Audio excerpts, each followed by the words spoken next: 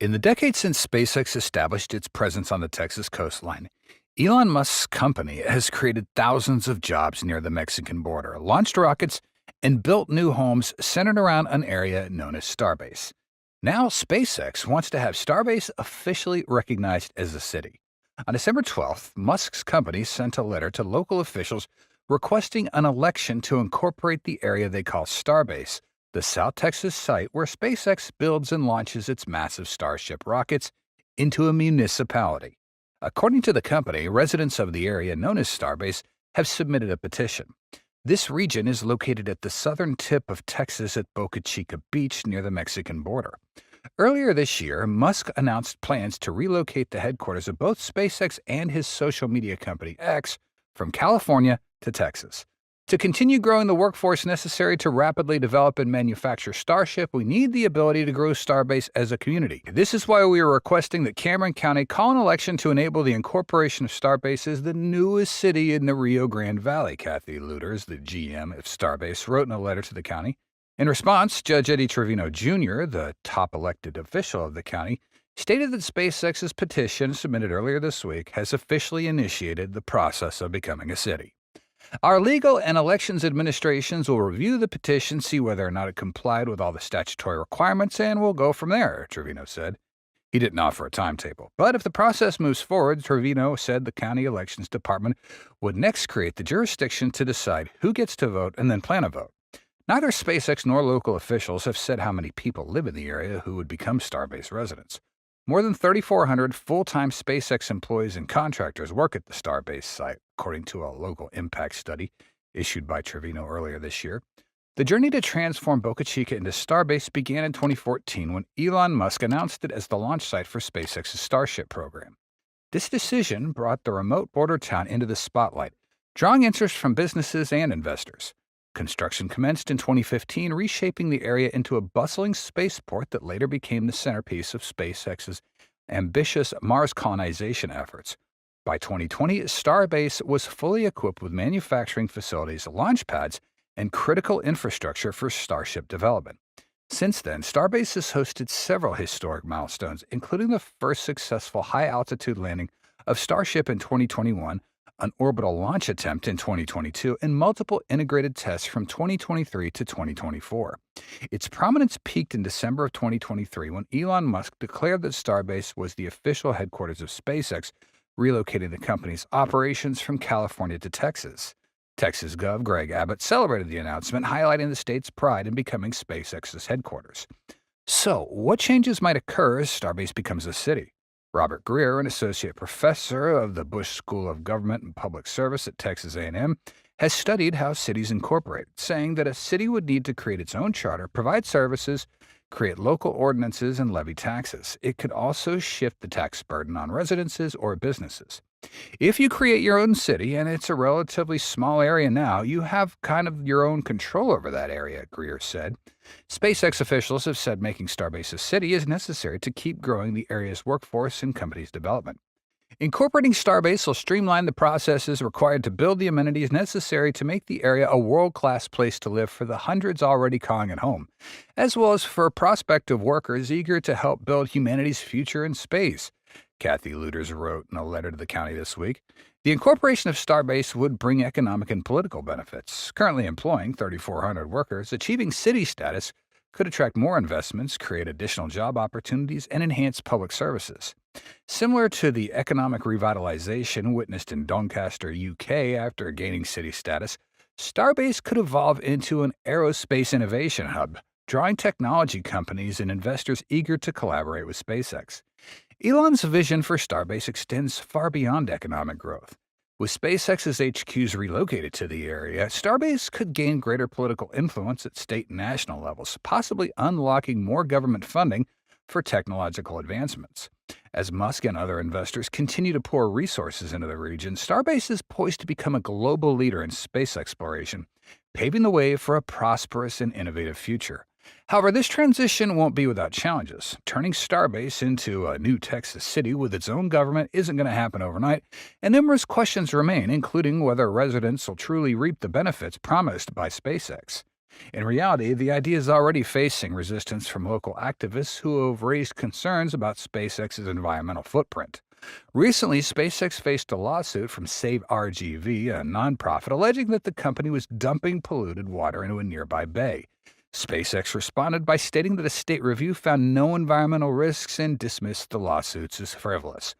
Some of the questions that we have involve what this will mean in terms of regulation and oversight by the county, said Jim Chapman, a board member of Save RGV. Despite these challenges, SpaceX remains steadfast in its decision.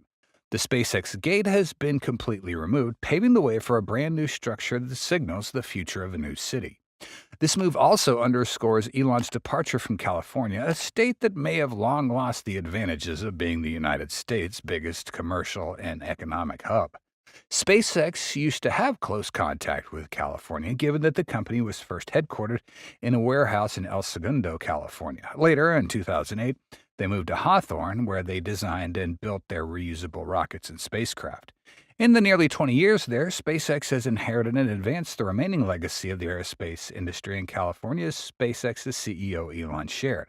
Boeing and Lockheed moved their rocket production from California to Alabama. SpaceX took over an abandoned aerospace building in LA County and turned it into the highest volume rocket producer in the world. Its presence in the state is also manifested through building many infrastructures serving for developing the rocket system. Most notably is SpaceX's old Hawthorne headquarters, where thousands of employees already build Falcon 9 rockets and Dragon spacecraft. SpaceX's other major SoCal facility is Vandenberg Air Force Base near Lompoc, where the company launches a handful of satellites every year for commercial and civil customers. These are just a few of a lot of heavy manufacturing planned for a region and state that are often derided for chasing away factories and large headquarter operations with big costs and regulations. Talking about the reason for the decision to maintain its operations in Southern California, Elon said, "These were done in spite of, not because of, the California government. It'd be far lower cost to manufacture in other states, which is why our competitors moved out of state. That was because I lived in California. In fact, Southern California is home to a vast aerospace talent pool, which SpaceX leverages for engineering. The majority of SpaceX's workforce, over 6,000 employees, is based locally, emphasizing the importance of access to skilled labor. This stems from the location's history as the center of many breakthroughs in the space industry, including the Apollo spacecraft, NASA's shuttle, and the first GPS satellite. In addition, can't help but mention the state's number of tax breaks and incentives over the years, including more than $3.2 billion California subsidies and favorable tweaks to market mechanisms since 2009. However, all those advantages cannot overshadow the disadvantages. Elon has long complained about doing business in California, stating a couple years back that the Golden State was the land of taxes, overregulation, and litigation. Elon's disagreement with California politics, particularly their governor Gavin Newsom, has only grown over time. Elon also said he's had enough dodging gangs of violent drug addicts just to get out of his building. The decision to move SpaceX's headquarters from California to Texas was made in July following strong opposition to a new California law that prohibits schools from notifying parents about their child's gender identity changes. Elon described this legislation as the final straw, claiming it attacks both families and companies. In contrast to these disagreements, Texas gives a more favorable business environment compared to California. The state boasts lower taxes and operating costs, which can significantly benefit companies like SpaceX. By relocating its headquarters, Elon aims to reduce expenses related to labor and corporate taxes, facilitating the company's growth and investment in operations. The new headquarters at SpaceX's launch site in Boca Chica, Texas, is strategically positioned for aerospace activities. Its proximity to the equator enhances fuel efficiency for launches, providing an edge for missions. Additionally, this location streamlines logistics and operations related to rocket testing and manufacturing. And last but not least, Texas, especially cities like Austin, is an emerging hub for tech and innovation, often referred to as the Silicon Hills. The state's home to a growing number of tech companies and startups, fostering a dynamic ecosystem that can attract the talent and resources essential for SpaceX's ambitions.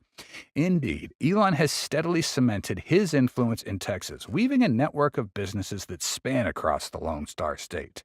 His move to Texas in 2020 marked a pivotal moment, signaling a shift in focus to a state that offered a business-friendly environment with fewer regulations. Since then, Elon's relocated or expanded several of his companies to Texas, creating a significant and economic technological footprint in the region. One of the most prominent milestones in Elon's Texas ventures is Tesla's Gigafactory near Austin, spanning a massive 10 million square feet. The facility started operations in 2022 and not only serves as a production hub for Tesla's futuristic Cybertrucks, but also as the company's headquarters. Gigafactory represents Tesla's biggest investment in Texas to date, employing thousands of workers and anchoring Austin as a key player in the global electric vehicle industry. The factory's strategic location gives logistical advantages with access to major transport routes and proximity to a thriving tech community. In 2021, Elon moved the Boring Company, his tunnel construction business, to Bastrop, a small but growing central Texas community near Austin. The relocation reflects Elon's vision of creating a Texas utopia, where employees can live and work in close proximity. Boring Company has established its own community of mobile homes and facilities to support the workforce, including the Boring Bodega, a unique general store that doubles as a lunch spot, barbershop, bar, and playground. This approach to employee well-being highlights Elon's commitment to fostering a self-contained, sustainable work environment. In 2023, Elon and Texas Gov. Greg Abbott broke ground on a new Tesla lithium refinery near Corpus Christi, a coastal city in South Texas. The refinery is poised to play a crucial role in Tesla's battery production, with lithium being a key ingredient in EV batteries. The facility underscores Elon's commitment to vertical integration, allowing Tesla to secure a stable supply of lithium while reducing dependency on external suppliers. This investment not only strengthens Tesla's production capabilities, but also contributes to Texas's growing prominence in the clean energy sector. September of last year marked another development when Elon relocated the headquarters of X from San Francisco to Bastrop. This move signified the end of X's long-standing presence on the West Coast, where it's been based since its inception in 2011. By shifting ops to Texas, Elon reinforced his belief in the state's pro-business policies and lower cost of living, which he sees as conducive to innovation and growth. The Bastrop location is now central to X's plans for expansion and technological advancement. Elon's investments in Texas extend far beyond the individual successes of his companies. His vision encompasses a broader ambition to transform the state into a hub of innovation, sustainability, and economic opportunity. From EVs and renewable energies to cutting-edge tunneling technology and social media platforms, Elon's ventures have diversified Texas's industrial landscape while creating thousands of jobs and stimulating the economy. The relationship between Elon and California has always been complex. Still, his decision to move his major companies, including SpaceX, out of the state is even worse. This is truly a stronger blow to California's leadership than ever. Before, SpaceX's relationship with California wasn't as strained as it is now, especially considering this is where the world's leading space company first laid its foundations. Since its founding in 2002, SpaceX has been closely linked to California, beginning with a modest warehouse in El Segundo. In 2007, the company relocated its headquarters to a sprawling million-square-foot facility in Hawthorne, formerly used for manufacturing Boeing 747 fuselages. This new space allowed for significant growth, providing room for mission control and production of key spacecraft, including the Falcon 9 rocket and Dragon capsule. Employing thousands of workers, the facility became a cornerstone of SpaceX's operations, enabling the company to achieve some major milestones. Between 2014 and 2016, SpaceX experienced rapid expansion. This period saw the company secure pivotal contracts, such as a $440 million NASA award under the Commercial Crew Program, which helped drive development of advanced spacecraft. These achievements spurred SpaceX to hire extensively, bolstering the local economy and increasing revenue for Hawthorne. In anticipation of this growth, city officials struck a deal with SpaceX, offering tax incentives to retain the headquarters through 2022. The agreement included capping annual business license fees at $260K, providing a flat tax rate that supported the company's scaling operations. Despite these favorable arrangements, Elon's relationship with California started to deteriorate. Increasingly vocal about the state's high taxes, stringent regulations, and recent legislative actions he deemed unfriendly to businesses and families, Elon started reevaluating his venture's ties to the Golden State. This tension ultimately influenced his decision to relocate the headquarters of SpaceX and other enterprises like Tesla to Texas. Tesla's move to Austin in late 2021 exemplified Elon's strategic shift. The new headquarters positioned Tesla closer to its manufacturing operations while benefiting from Texas's burgeoning tech ecosystem. Austin's appeal as a competitive technology hub, coupled with its lower costs and business friendly policies, began drawing talent and investment away from California. By 2024, SpaceX followed suit. Elon praised Texas for its many advantages, the most significant draws of the state being the absence of state income tax that allows companies and employees to keep more of their earnings, a big financial advantage for organizations looking to gain top talent and reinvest in growth. Plus, Texas boasts a lower cost of living compared to states like Cali, making it an attractive option for both businesses and their workforce. The state's pro-business policies have further enhanced its appeal. With streamlined regulations and a government that actively encourages economic development, Texas provides a fertile ground for innovation and expansion, which is especially crucial for industries like aerospace and manufacturing, where flexibility and efficiency are key. The availability of vast land with minimal zoning restrictions allows for large-scale operations like SpaceX's rocket testing and manufacturing. For Elon, these factors combined make Texas the ideal location to bring his vision of large-scale advanced innovation to life. Whether it's building advanced rocket systems at Starbase or establishing new communities like Snailbrook, Texas offers the resources and freedoms necessary to turn these ambitious projects into reality.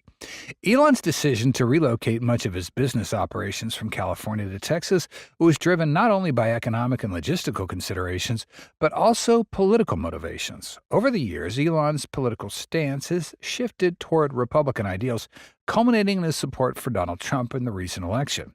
Elon played an active role in Trump's campaign, attending strategy meetings and providing substantial financial support. This alignment signaled Elon's growing dissatisfaction with the policies of Democratic leaders, particularly the ones in California. His clashes with California Governor Newsom were particularly public and intense. He criticized Newsom's policies as overly restrictive and harmful to businesses, citing issues like excessive regulations, high taxes, and what he viewed as an environment that was hostile to innovation. Elon expressed frustration with laws such as the ban on political deepfakes, accusing Newsom of undermining free speech and stifling technological progress. This political divide deepened Elon's resolve to move operations to Texas, a state with a more business-friendly political climate and fewer restrictions. Elon's presence in recent years has significantly contributed to the transformation of a small border town in Texas. His companies, including Tesla and SpaceX, have brought substantial job opportunities to the region. One of the most notable milestones in Elon's project in Texas is the Gigafactory near Austin for Tesla. Not only will it be the future production hub for Cybertruck, but also serve as the company's headquarters. Gigafactory is expected to create 5,000 jobs or more, boosting local economic activity and employment. At the same time, it solidifies Austin's position as a key player in the global EV industry. SpaceX has also created more than 21,400 indirect jobs in the local area, along with over 3,400 full-time employees and contractors working directly at its Starbase facility. The company's invested over $3 billion in infrastructure at Starbase, contributing an estimated $6.5 billion a year to the region's overall economic market value. Wow! This investment also includes plans for expanding manufacturing and office spaces. SpaceX's operations have led to significant increases in tourism, with projections showing an economic impact of nearly $100 million from visitors attending rocket launches at Starbase. Notably, individual launch events have attracted over 11,000 visitors, benefiting local service and hospitality industries. In addition to these developments, the establishment of Snailbrook, although controversial, aims to provide affordable housing for employees while fostering innovation and improving the quality of life for residents. This project seeks to create a self-sustaining community that combines living and working spaces in line with Elon's vision for contemporary urban development. In the field of education, Elon, through his charity organization, the Foundation, donated $100 million to establish and launch a primary and secondary school in Austin focused on teaching science, technology, engineering, and mathematics, or STEM. Once fully operational, the school plans to expand into a university. While Texas is enjoying economic growth, California is facing significant challenges after the relocation of SpaceX's headquarters. Elon's decision to move SpaceX from California to Texas marks a significant turning point, reflecting a larger trend of tech companies leaving states with stricter regulations for those with business-friendly environments. While the immediate job losses in California may be relatively minor, the broader implications of this shift are substantial, particularly for communities that have long relied on the economic benefits provided by such high profile employees. Elon's preference for Texas with lower taxes and fewer regulations has drawn both admiration and criticism. While supporters point to the operational advantages that this move could bring to SpaceX, including faster innovation and streamlined project execution, critics warn of the potential downsides. They argue that Elon's increasing influence over local policies in Texas could evoke concerns reminiscent of the corporate dominance seen in historical company towns, where businesses wield disproportionate control over communities. The relocation has also deepened political tensions. Elon's been vocal about his disapproval of recent California legislation requiring parental notification in cases of gender identity changes for minors. This issue, combined with his ongoing criticisms of the state's regulations, strained his relationship with California's leadership.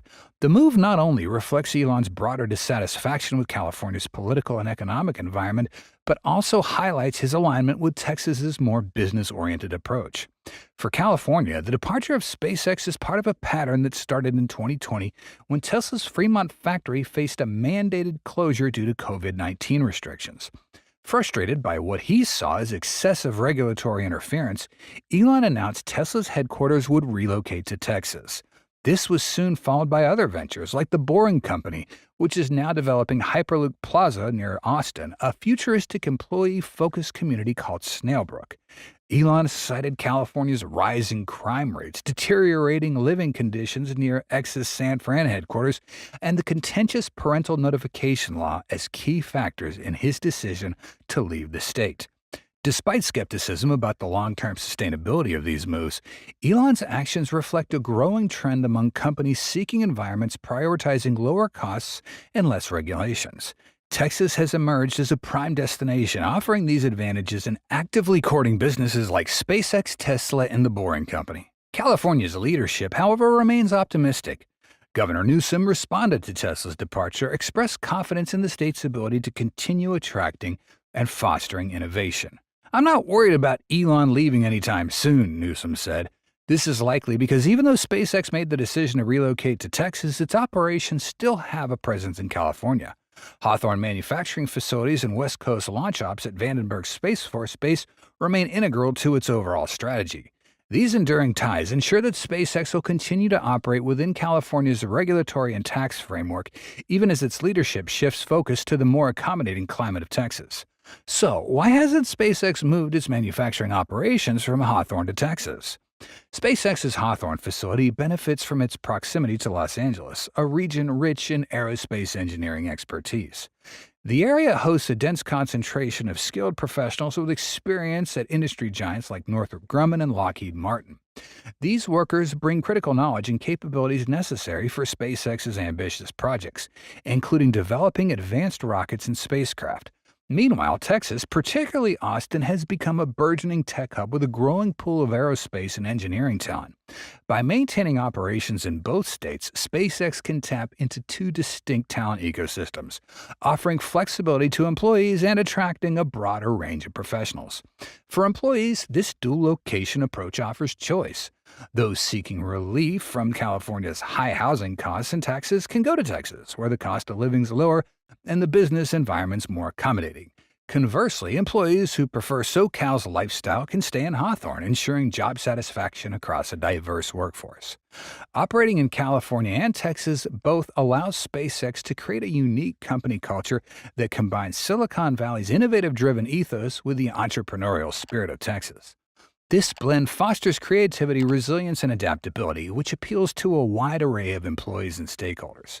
SpaceX's nearly two-decade presence in California has cultivated strong relationships with key organizations, including NASA and major aerospace firms. These connections are vital for collaborative projects that advance U.S. spaceflight capabilities. California's established aerospace ecosystem, including suppliers and government agencies, provide resources and partnerships that SpaceX continues to rely on. The company also maintains a strategic presence at Vandenberg, enabling essential polar orbit launches critical for satellite deployments. The infrastructure already in place at these sites minimizes the need for significant investments and keeps SpaceX competitive for those military contracts on the West Coast. Cali's reliance on SpaceX extends beyond the company's direct contributions. The departure of SpaceX's headquarters has raised concerns about potential job losses and economic ripple effects in the region. SpaceX employs around 6,000 workers in California, many of whom are highly skilled aerospace professionals. If SpaceX were to shut its manufacturing facilities in Hawthorne, the resulting unemployment could significantly impact the economy. Small businesses that serve SpaceX employees, like restaurants and retail outlets, would also face challenges. For example, the Fabulous Grill in Hawthorne has become a regular dining spot for SpaceX employees, providing business for the restaurant during tough times. Local proprietors worry about losing their livelihoods if SpaceX further scales back its California operations. Hawthorne Mayor Alex Vargas underscores the importance of SpaceX's presence, describing it as a cornerstone of the city's economic development and a magnet for other businesses. Moving such a significant facility isn't a simple decision. Pete Westwick, a historian at the University of Southern California, highlights SoCal's century-long role as the global epicenter of aviation and aerospace, emphasizing the region's infrastructure, talent, and lifestyle advantages. SpaceX's presence has revitalized California's aerospace industry, inspiring over 400 startups in nearby areas. These companies, often founded by former employees, contribute to a thriving ecosystem of innovation and collaboration. Losing SpaceX's influence could stifle this environment, slowing the growth of aerospace advancements in the region. As SpaceX's Starship program advances and aims to replace the Falcon rockets and Dragon spacecraft, questions arise about the long-term role of its California facilities. Hawthorne remains crucial for manufacturing operations, including the design and production of Falcon rockets, Dragon capsules, and Merlin engines. These facilities are integral to SpaceX's current operations and ongoing contributions to the aerospace sector. By maintaining a presence in both California and Texas, SpaceX ensures operational flexibility, maximizes talent access, and strengthens its position in the aerospace industry. This dual location approach enables the company to navigate complex economic, political, and technological landscapes while continuing to push the boundaries of space exploration. That's all for today's episode. Thank you so much for watching, and see you next time.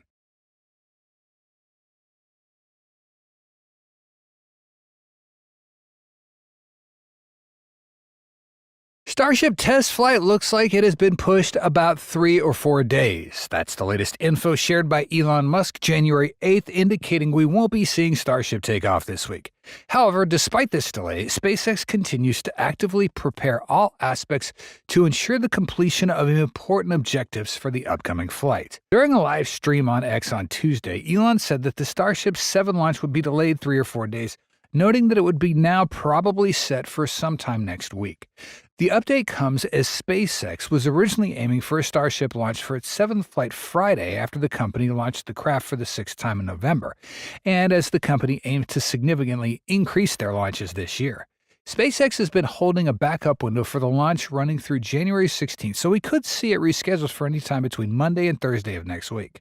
Although that will be a bit disappointing, the delay could be the right decision, as the weather over the next few days isn't ideal for a rocket launch. On the other hand, this delay gives SpaceX an opportunity for a thorough and comprehensive check before the flight. Despite this, preparations for the Starship Flight 7 launch remain as lively as ever. Starship V2, named Ship 33, has been quite busy at the production site before making its way to the launch site to meet its booster counterpart. This meticulous preparation is well-founded as Starship continues to demonstrate enhanced capabilities with each subsequent launch.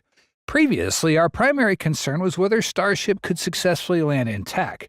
Now the focus has shifted its ability to deploy payloads, relight its engines in space, and even be potentially caught by Mechazilla's chopstick arms in the future. SpaceX has already shown they're capable of achieving these milestones. In a newly released SpaceX video, we caught a glimpse of the intact aft section of Starship 31, showcasing the spacecraft's stable re-entry and the improved durability of its updated heat shield system. This also indicates that any damage sustained during landing might primarily involve the cargo bay. Soon, we may see clearer and more comprehensive footage of the spacecraft condition after landing in the ocean, even if the visuals aren't the most flattering. Failure, after all, is part of the progress, just as SpaceX previously shared footage of their early Falcon rocket launch and those landing mishaps. Back to Ship 33. Although at the time of this writing, the spacecraft is still at the bay undergoing tests with its aft flaps and loading mock satellites into the payload bay for the first time, it is highly likely, but by the time this video is completed, Ship 33 may have already been stacked on Booster 14. This assumption is based on the short road closures that are scheduled for January 8th and 9th. Regarding B-14, before getting moved to the launch site, Booster 14 underwent testing with the grid fins. Many may wonder why this test, typically conducted when the booster is already on the pad, was done earlier. The answer lies in the fact that SpaceX is nearing the launch date and is making the most of every moment to carry out tests whenever possible. Even the process of lifting the booster onto the launch pad has been significantly expedited, reducing the frequency of such operations. Booster 14 is now fully prepared and awaiting launch. If anyone is wondering whether the Flight Termination System (FTS) has been installed, the answer is yes.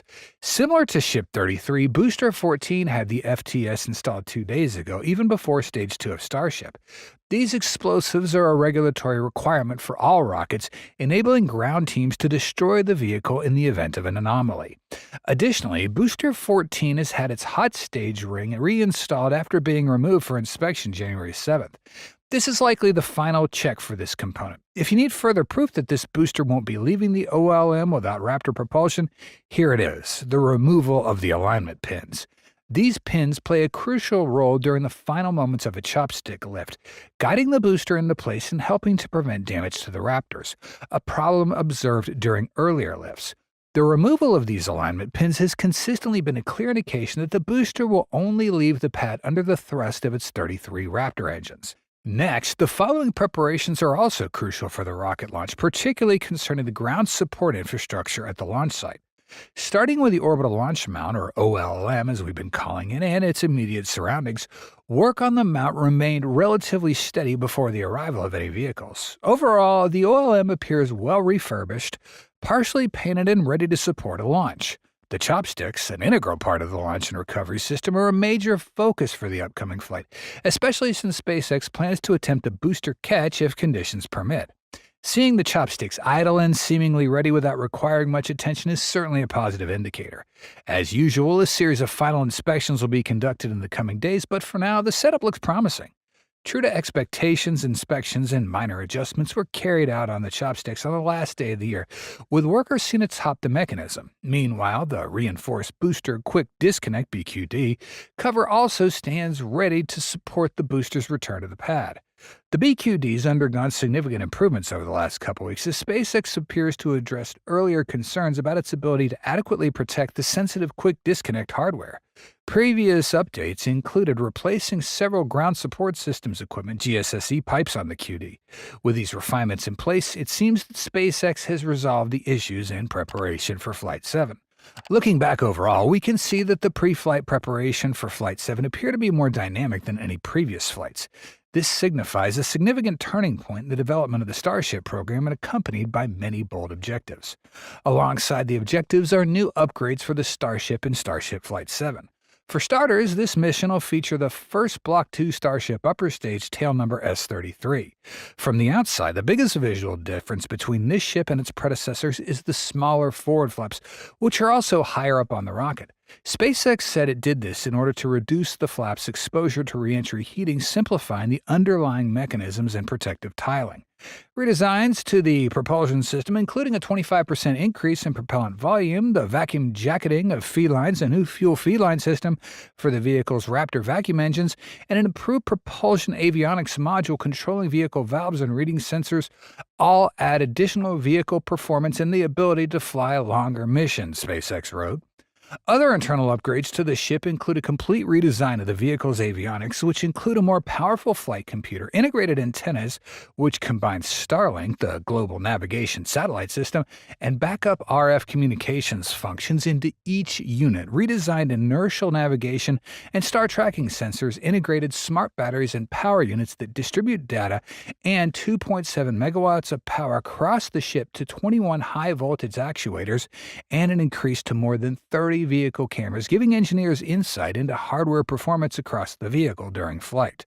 A marked change to Flight 7 compared to the previous 6 missions for Starship is that this launch is designed to feature a test payload deployment. SpaceX said it will fly 10 so-called Starlink simulators, which it said are similar in size and weight to next-generation Starlink satellites. In its Progress 2024 report on Starlink, SpaceX wrote that the Starlink V3 satellites will have 160 gigabits per second of uplink capacity and 1 terabyte per second of downlink, which is more than 10 times the downlink and 24 times the uplink capacity of the V2 mini Starlink satellites. Originally, SpaceX intended for these newer, larger V3 satellites to fly as V2, but delays of Starships caused them to shift to focusing the V2 mini Starlink satellites on board Falcon 9 rockets instead. These Starlink simulators will follow a suborbital trajectory and burn up in the atmosphere. During Flight 3, SpaceX performed a demonstration of the payload bay door opening and closing. In announcing its Flight 7 goals, SpaceX suggests that achieving full reusability with Starship is a 2025 goal as the company continues flying increasingly ambitious missions as they iterate towards being able to send humans and cargo to Earth orbit, the Moon, and Mars. To that end, S-33 will once again perform a relight demo of a Raptor engine while in space. The upper stage also features several experiments focused on ship return to launch site and catch. Elon suggested in a post on X last year that catching the Starship's upper stage might be attempted during Flight 8. On Starship's upper stage, a significant number of tiles will be removed to stress test vulnerable areas across the vehicle, SpaceX wrote. Multiple metallic tile options, including one with active cooling, will test alternative materials for protecting Starship during re-entry. On the sides of the vehicle, non-structural versions of ship catch fittings are installed to test the fitting's thermal performance, along with a smoothed and tapered edge of the tile line to address hotspots observed during re-entry on Starship's 6th flight test.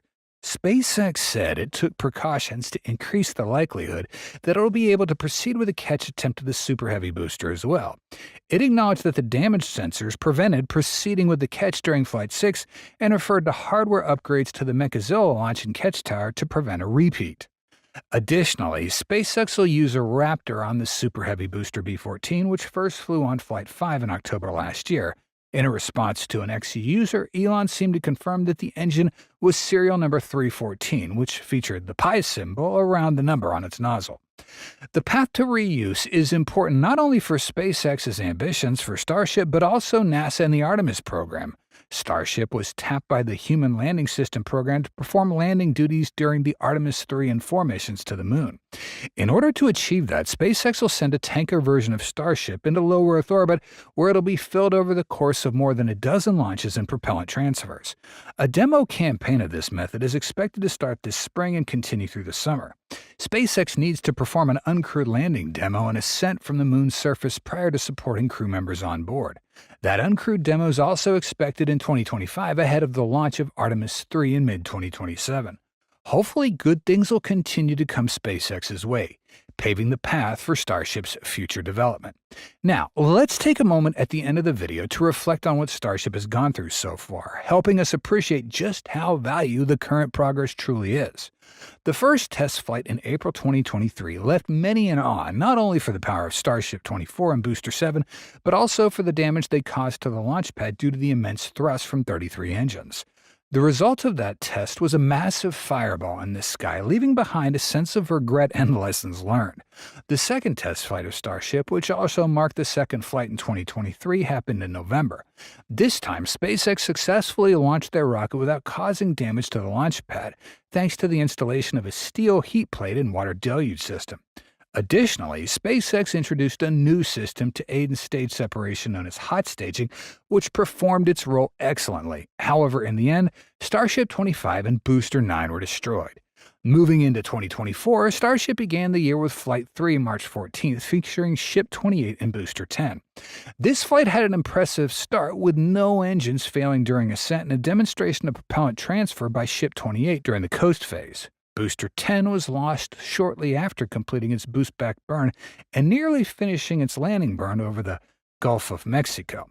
Ship 28, however, encountered issues with tilt control during the coast phase, resulting in the cancellation of the planned Raptor reignition demonstration. The ship then re-entered while tumbling and burned up in the Earth's atmosphere. Flight 4 happened on June 6th, featuring Ship 29 and Booster 11. During the ascent, Booster 11 experienced an engine failure but managed to land gently in the Gulf of Mexico before tipping over and blowing up. Ship 29 successfully completed the coast phase and became the first Starship to perform a controlled re-entry. While it managed re-entry, it nearly lost a flap during the process and ended up a few kilometers off target after flipping and burning.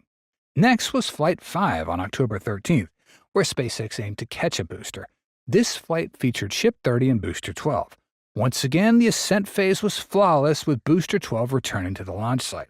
After a successful boost back burn and glide back, Booster 12 executed a landing burn and was caught by the chopsticks at the top of the launch tower. Ship 30, meanwhile, passed through the re-entry phase with its upgraded Block 2 heat shield. Finally, Flight 6 on November 19th featured Ship 31 and Booster 13. SpaceX sought to repeat the success of the previous flight just a month earlier.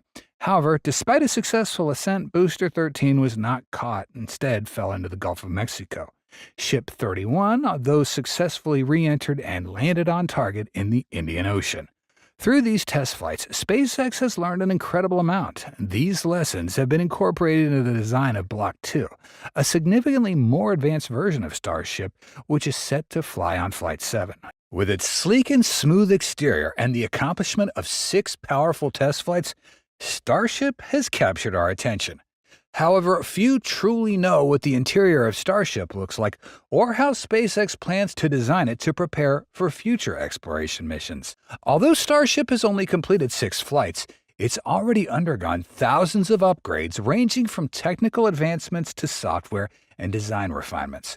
When I say this, many might argue that SpaceX hasn't shown Starship undergoing such extensive changes, but that's because we, as viewers and fans, not SpaceX engineers, can't fully grasp these developments, especially the ones inside, unless SpaceX or its leadership reveals them. Recently, when SpaceX shared images of Starship's interior and compared them with older designs, we got a closer look at the bold transformations within Starship. For example, older ships like Ship 16, Ship 20, and Ship 22 had visibly unfinished exteriors, most notably their rough surface textures. This reflected the instability of the ship's structure, which also impacted technical methods like stacking and welding, as these techniques were not yet fully optimized. Looking at the interiors, particularly in the nose cone, we could see a detailed lattice framework secured in a spiral arrangement from bottom to top. It acted as a structural reinforcement, seemingly the best solution at the time to achieve the stability SpaceX was aiming for. Now, compare this with the present-day Starship, which has entered a new phase, especially in terms of its manufacturing and assembly processes. With the Star Factory in full operation and plans underway for a new Gigabay to replace the current High Bay, SpaceX has taken production to unprecedented levels. Inside the newer Starship versions, the extensive metal lattice framework has been largely eliminated. What remains are smaller, simpler frameworks, just enough to support workers performing maintenance or inspections. The shiny interior surfaces suggest fully completed compartments, and the reduction in lattice structures has made the interior of Starship more spacious than ever before. This highlights how critical it is to create a reliable living environment inside Starship. Only when systems are streamlined and integrated, Starship can achieve the large capacity envisioned by SpaceX's leadership. So, let's discuss what kind of interior SpaceX might build inside Starship to ensure successful space journeys in the future. Open the door, step inside, and discover it. With the size of Starship, over 50 meters long for both Starship V1 and V2, and a diameter of 9 meters, it provides ample space for functional areas. The lower section is dedicated to the rocket's essential components, including up to 9 Raptor engines. Above this section, the spacecraft contains large fuel tanks covered by a common dome. The cargo and crew sections are located in the upper part, estimated to be over 17 meters long. The design is logically divided into 6 vertical floors, with ceiling heights varying depending on the function of each space. With about 2.5 meters from floor to ceiling, the interior is designed for comfort without hindering movement. The center of gravity remains low, which is vital for successful vertical landing on any planet. First, start with the lowest floor. Here, we will see scientific instruments, robots, rovers, and other cargo blocks. These will be extremely important for research missions. In addition, we will also see an electrical system which will provide energy to the entire system above. Therefore, this floor can be considered a warehouse in this house. Next, the second floor will be where the most important resources are stored: food and water. Besides that, you can also see a space that no spacecraft has ever had before: a garden. Astronauts can grow and care for vegetables here, creating a green space inside the spacecraft. This can be a way for them to relax. However, its main role is to provide an additional source of nutrients for astronauts. After eating, we need a space to exercise and stay on top of our health. The third floor will have exercise machines like treadmills, weight machines, and more for astronauts to maintain physical health like muscles, bones, and cardiovascular health. Besides, this floor will also have bathrooms and toilets for astronauts to conduct their personal lives. There's a big challenge here. Water will not flow like it does on Earth due to the lack of gravity, so SpaceX will prepare special equipment like space toilets, wet towels, and dry shampoo to help us more conveniently live in this environment. The next floor of this house will be where the astronauts have their private space, the bedroom.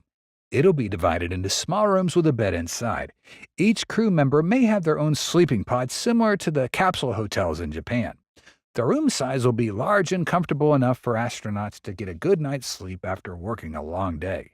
Next, we'll go to the fifth floor, the relaxation area. This floor is quite special compared to other floors. SpaceX will design large glass windows where astronauts can see outer space. It'll create a feeling of excitement for most of us because all of the scenery that we could only see through TV or phones before is now just a piece of glass away from us. Moreover, we'll also experience the feeling of floating in a zero-gravity environment on this floor. However, this is only a possibility, as with the latest renders of the lunar Starship, we don't see any large windows. This demonstrates that the design will continue to be updated in alignment with ongoing space exploration research programs. The elevator will stop on the sixth floor, the highest floor of the house. This floor will be smaller than others because it is located at the top where the nose cone structure will taper. This will be the space for the control system, seats, and main workplace of the astronauts. All these designs will be incorporated into Starship to support missions that take humans to the moon and eventually to Mars. Let's consider a specific scenario, a crewed Starship mission to the moon. Beyond transporting astronauts, Starship serves several other critical functions. It is not merely a transport vehicle, it also has the capability to deliver essential cargo to the moon in substantial quantities, all at an economically feasible cost. This makes it invaluable for both exploration and industrialization efforts. Additionally, Starship could serve as one of the first bases on the lunar surface, playing a foundational role in humanity's presence on the moon. The Starship is designed to deliver large payloads cheaply to the moon. More significantly, SpaceX's mega rocket is significantly powerful enough to carry even full-size mining and construction equipment intact. Such cargo weighs from 40 to 60 tons here on Earth. Equipment of that size is critical for establishing the infrastructure crucial for the economic development of the moon and its quintessential commerce. Even more vital to lunar development is that Starship variants will enable construction facilities to promote rapid growth of an economy on this resource-rich natural satellite. So far, business models for lunar development suggest the traffic flowing between the Earth and the Moon will be unbalanced if one considers the amount of mass sent to the Moon from the Earth is greater than the mass returning to our home planet. Assuming that the SpaceX Starship will serve the vast majority of lunar logistic needs, as many as 9 out of 10 Starships, under some scenarios, will logically be returning empty to the Earth, a massive waste of fuel and resources. Abandoning such rockets on the Moon would also be wasteful. Instead of Starships returning to the Earth empty, is it not more cost-effective, creative, and dynamic to modify them for use as permanent facilities and integrate them into the lunar infrastructure? A review of the requirements for such infrastructure means we need 2 variants of these one-way lunar Starships. The first will be a version of the HLS designed to create permanent facilities on the Moon's surface. In this variant, the inside of the cargo section is reconfigured during its construction to serve as a horizontal lunar habitat, vehicle service facility, lunar agricultural facility, or for some other purpose. The estimated pressurized volume of 1,000 cubic meters is as large as the pressurized volume of the ISS.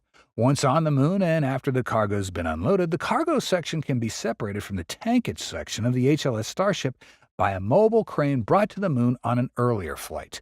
The cargo portion of the Starship is then placed on a lunar version of the crawler SpaceX uses at Boca Chica to transport Starship. On the Moon, this lunar crawler will deliver the cargo section to a predetermined location at the facility where the mobile crane will lower the cargo section horizontally onto the Moon's surface to either stand alone or get connected to other HLS cargo sections. Once in place, the cargo section will be covered with lunar regolith to shield it from radiation and micrometeorites. The lower section of this HLS Starship, which contains the fuel tanks, will then have its Raptors removed for shipment to Earth to be reused on future Starships. After the Raptors are removed, the HLS lower section is transported to a suitable location to be repurposed as part of a storage tank farm for the facility.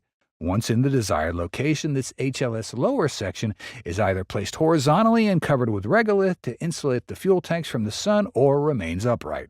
If it stays upright, a canopy can be erected over the HLS lower section to shield the tankage from direct sunlight to reduce the boil-off of the cryogenic liquid stored within the tank. The lower gravity of the Moon will make such construction and manipulation much easier than on Earth.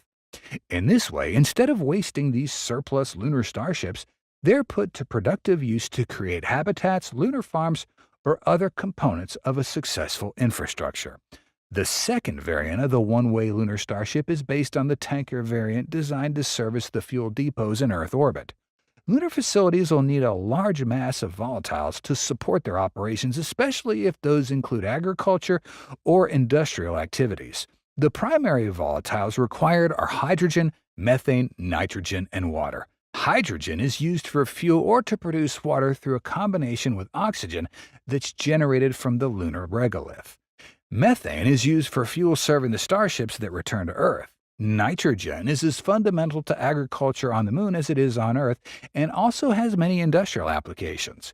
If there's no source of water near the lunar facilities, water can be transported to the Moon by these tanker starships to meet the needs of the lunar development.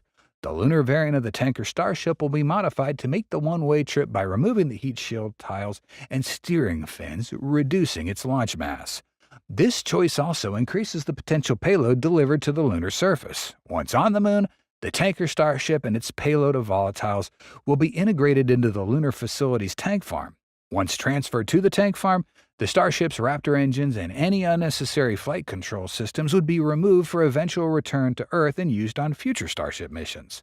There are several reasons why Starship-derived lunar facilities should significantly lower the cost of creating infrastructure. First, most of the labor for constructing lunar facilities will take place on the Earth rather than the Moon itself. Second, SpaceX can mass-produce starships on an assembly line.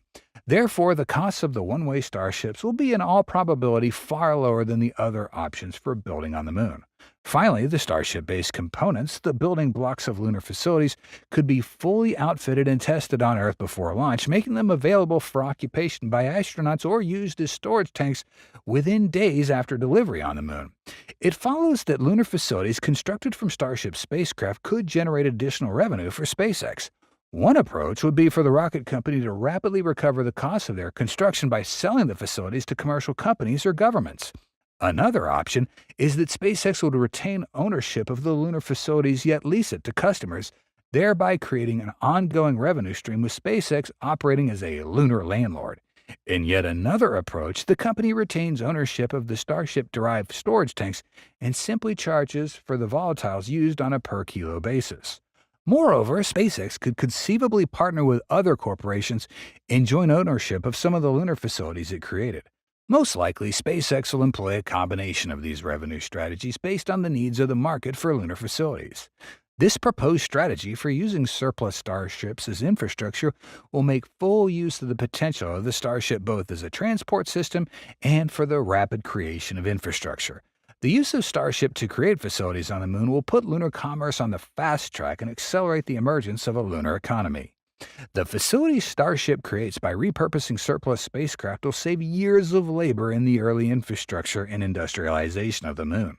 Strategies to utilize these aspects of the Starship as the mother lode for construction could also work on Mars quite as effectively. If Starship missions as cargo transport and one-way rockets are recycled as components to build infrastructure, such innovation accelerates the human settlement of the solar system by years. For years, Blue Origin's been preparing for the moment when their New Glenn rocket would lift off from Florida, and now the company is poised to make history. This is something everyone's been eagerly anticipating. However, in their characteristic pattern, Blue Origin has continued to disappoint, as the launch date for New Glenn has faced repeated delays. Initially planned for late 2024, it was then pushed back to Jan 6th and now extended to January 10th, coinciding with the launch of SpaceX's Starship.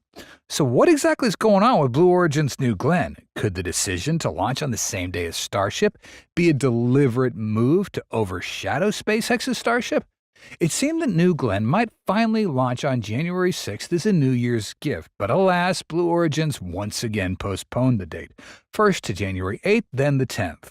Previously, a launch was scheduled for October to fulfill NASA's Escapade mission, but that mission had to be rescheduled due to New Glenn's ongoing delays. To be fair, delays for the maiden flight of a new rocket are not unusual in the space industry. However, for Blue Origin, a company of considerable size and a trusted partner of the U.S. government, this is particularly disappointing, especially when you consider the extensive time they've had to develop New Glenn. From its initial announcement till now, it's taken 11 years. With such a lengthy development period, further delays should have been avoided at all costs. These setbacks may stem from serious issues with New Glenn. Many believe the root cause lies in technical problems last year. In August, the upper stage of a rocket was damaged during transportation to a hangar. In a separate incident, another upper stage failed during stress testing and exploded. These incidents likely explain why New Glenn's been sitting on the launch pad for so long without undergoing any significant testing. The company could appear to be exercising extreme caution to avoid further mishaps that could jeopardize the vehicle. In truth, these examples are just the tip of the iceberg. They reflect the broader challenges Blue Origin's facing as it struggles to ramp up production of New Glenn, a project that's already 4 years behind schedule. Beyond technical hurdles, the company is also dealing with issues in research and development. This prompted the new CEO, Dave Limp, to assemble a team of execs tasked with revitalizing the company and steering it out of years of stagnation. Now, New Glenn's maiden flight's rescheduled for January 10th, a date that coincides, perhaps intentionally, with SpaceX's Starship Flight 7. This time it seems BO's determined to directly challenge SpaceX, their fiercest competitor. January 10th promises to be a pretty cool day for the space community, yeah? But that said, we cannot entirely rule out the possibility of another delay. While I sincerely hope that's not going to happen, Blue Origin's reputation for delays makes it a distinct possibility.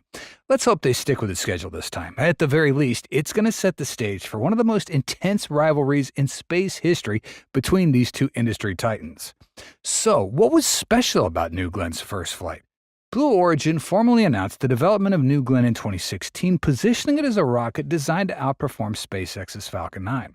With the capability to carry up to 45 metric tons into orbit, New Glenn aims to set a new standard for heavy-lift launch vehicles. When it comes to maiden flights, rocket companies often take the cautious approach, opting to launch dummy payloads such as blocks of metal. SpaceX, for example, famously launched a cherry red sports car on the debut of its Falcon Heavy rocket in 2018. Blue Origin, however, has consistently emphasized its commitment to a slow and meticulous development process, prioritizing reliability.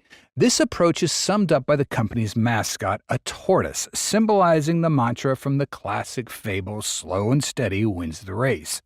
"We believe slow is smooth and smooth is fast," said Blue Origin's founder Jeff Bezos back in 2016. These remarks seem to frame Blue Origin as the antithesis of SpaceX, which has built their reputation on a rapid development philosophy that embraces trial and error. Despite the deliberate approach, SpaceX has long claimed victory in the race to orbit. In its first orbital rocket, Falcon 1, which achieved successful launch in September of 2008, the company has since completed hundreds of missions. Falcon 9, the backbone of the SpaceX fleet, has an impressive operational record with only 2 in-flight failures and 1 launch pad explosion in its history, none of which happened during human spaceflights. While SpaceX routinely sacrifices rockets during test flights to accelerate innovation, its track record for operational missions is stellar.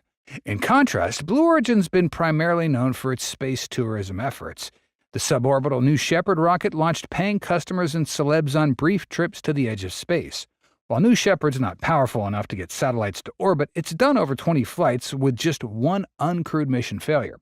As New Glenn prepares for its first flight, it marks a significant step for Blue Origin toward competing in the orbital launch market.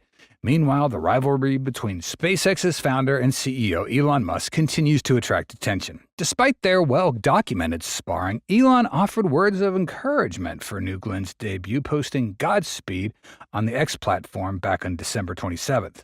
Nonetheless, Bezos remains hopeful that Blue Origin can become a formidable competitor capable of challenging the dominance of SpaceX. But transitioning from might complete to will complete is a far more challenging leap. Assuming everything goes well and New Glenn's test flights start on schedule with no delays, during that time, SpaceX has been launching and landing Falcon 9 and Falcon Heavy for years.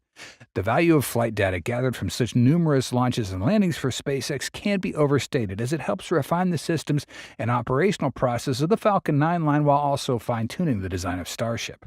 Over the next 3 years, SpaceX is expected to streamline its processes further, increasing its already staggering launch cadence. It's conceivable that up to half the year's launches might be Starship missions handling payload deployments. Since SpaceX plans to freeze the development of the Falcon 9 line after the current generation, its reliability will continue to improve. Meanwhile, New Glenn will debut as an entirely new rocket with no launch history and will compete against the Falcon 9, which has a proven and extensive track record. To attract customers from SpaceX, Blue Origin will need to offer launch services at a significantly lower price than Falcon 9. Currently, the listed price of Falcon Heavy in an expendable configuration with 3 new cores is already substantially lower than any other existing launch vehicle when measured by cost per kilogram to orbit. Moreover, Starship is poised to quickly secure multi-million-dollar contracts. With its capability to launch 150 tons to orbit, land, refuel, and relaunch another 150 tons, it's going to be challenging for New Glenn or any other current launch system to compete with that. The marginal cost per Starship flight, that includes fuel, oxidizer, range, and flight control costs, is projected to be so low that SpaceX could undercut New Glenn's production costs and still turn over a profit. Having said that, New Glenn should not be dismissed as an underperformer in the aerospace industry. In terms of payload, New Glenn is undeniably a powerful rocket. New Glenn packs significant punch. Dubbed a heavy lift vehicle, its capabilities lie somewhere between SpaceX's Falcon 9 and the Falcon Heavy launch vehicle. The workhorse, SpaceX's Falcon 9, for example, can haul up to 23 metric tons to space. New Glenn's capable of double that, and it may also be roughly the same price as a Falcon 9, reportedly around 60 to 70 mil a launch. I think in order to compete with Falcon 9, you have to go head-to-head or better on price, said Caleb Henry, the director of research at Culti Space, which provides data and analysis about the space sector. The question, however, is whether BO will be able to sustain a competitive price point, Henry added. Still, one feature that makes New Glenn stand out is its large payload fairing or nose cone. The component protects the cargo bay and is a whopping 7 meters wide, nearly 2 meters bigger than that of Falcon 9 or Falcon Heavy. Henry said that Blue Origin likely opted to outfit New Glenn with such a big fairing in order to help fulfill Bezos' vision of the future. The tech billionaire has long described a desire to one day move manufacturing and other polluting heavy industries off of Earth, leaving the home planet as sort of a national park for humans to visit and enjoy. And to do that, you need rockets that can carry big objects. Though New Glenn outpowers the Falcon 9, SpaceX is in the process of developing a groundbreaking flagship of its rocket arsenal. Like Bezos, SpaceX's Elon has his own concept of our future in space, with humans living and working on other planets, specifically Mars. To help realize that, SpaceX is developing Starship, the biggest and most powerful launch vehicle ever made. The nearly 121-meter rocket dwarfs New Glenn in every sense. Elon has the hopes that Starship will haul up to 300 tons to orbit. SpaceX has built Starship as a rocket that could make all others obsolete because it aims to drastically reduce the price per kg of getting cargo or people to space. Whether that will happen remains to be seen, Henry noted. But I think that if SpaceX continues to lower the cost of access to space, they'll always be the number one competitor, Henry said. While it may be challenging to surpass SpaceX, New Glenn has in some ways already made its mark in the launch industry. Blue Origin has for years pitched the rocket to compete with both SpaceX and ULA, a joint venture of Boeing and Lockheed Martin that buys engines from Blue Origin for lucrative military launch contracts. Space Force selected Blue Origin, ULA, and SpaceX back in June to compete for nearly $6 billion worth of Pentagon contracts for national security missions slated to launch over the next 4 years. Blue Origin also has deals with several commercial companies to launch satellites. The contracts include plans to help deploy Amazon's Kuiper internet satellites and a recently inked deal with AST Space Mobile to help launch the Midland, Texas-based company's space-based cellular broadband network. New Glenn could also be instrumental in building Blue Origin's planned space station known as Orbital Reef. Blue Origin and its commercial partners, including Sierra Space and Boeing, among others, hope the station will one day provide a new destination for astronauts as the ISS is phased out of service. In the upcoming flight, Blue Origin had planned to launch a pair of Mars-bound sats on behalf of NASA for New Glenn's first flight, but delays with the rocket's development prompted the space agency to change course, moving that flight to this spring at the earliest. So, for the first flight, Blue Origin opted to instead fly a demo that will test technology needed for the company's proposed Blue Ring spacecraft, which will aim to serve as a sort of in-space rideshare vehicle, dragging satellites deeper into space when necessary. The demonstrator on this New Glenn flight will remain aboard the rocket for the entire 6-hour flight, Blue Origin said, and will validate communications capabilities from orbit to ground, as well as test its in-space telemetry, tracking, and command hardware and ground-based radiometric tracking. The Blue Ring Pathfinder demonstrator is part of a deal Blue Origin inked with the U.S. DoD's Innovation Unit. And to make its first flight a landmark event and a bold move, Blue Origin decided to land the full rocket stage of New Glenn on a drone ship, making a clear statement to the world that they would become the second private company after SpaceX to achieve rocket reuse. Similar to SpaceX, Blue Origin is aiming to recover and refly its first stage boosters in a bid to make launches less expensive. Reusability is integral to radically reducing cost per launch, the company said in a recent news release, using the same oft-repeated sentiment that SpaceX has touted since it started landing rocket boosters back in 2015. Bezos, however, has acknowledged the importance of reusing rocket parts since he founded the company in 2000, 2 years before Elon established SpaceX, and the company has already developed its suborbital New Shepard tourism rocket to be reusable. It's not a copycat game, Henry said. Blue Origin has been pursuing reusables since before reusable vehicles were cool. Now it's much more of a mainstream idea because of SpaceX. The difference is that it's taken Blue Origin much longer to get to orbit.